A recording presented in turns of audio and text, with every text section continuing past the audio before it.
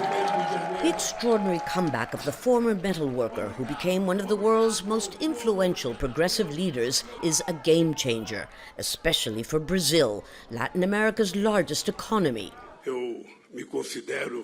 I consider myself to be a candidate who's had a process of reconstruction in Brazilian politics, because my rivals tried to bury me alive.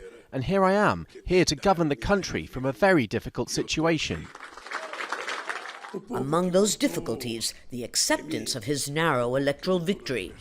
Truck drivers who support far-right-wing President Jair Bolsonaro are blocking highways in at least 11 south and southeastern states.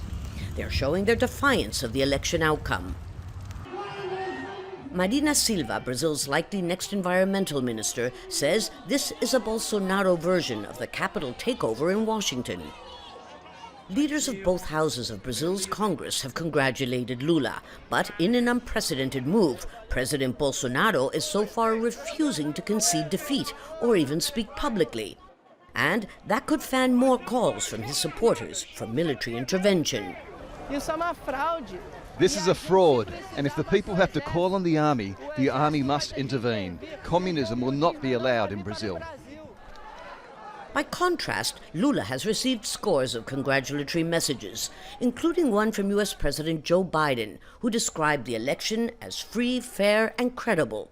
Lula da Silva is wasting no time putting Brazil back on the international map, starting with his own region, Latin America. A short while ago, Alberto Fernandez, the president of Argentina, which is the second largest country in Latin America, arrived here to meet with Lula, and they are going to make a very important announcement, and that is the return of Brazil to CELAC.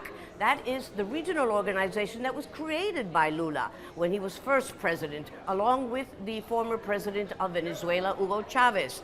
But Bolsonaro withdrew Brazil from that forum. Now, Brazil is going to be again taking a leadership role.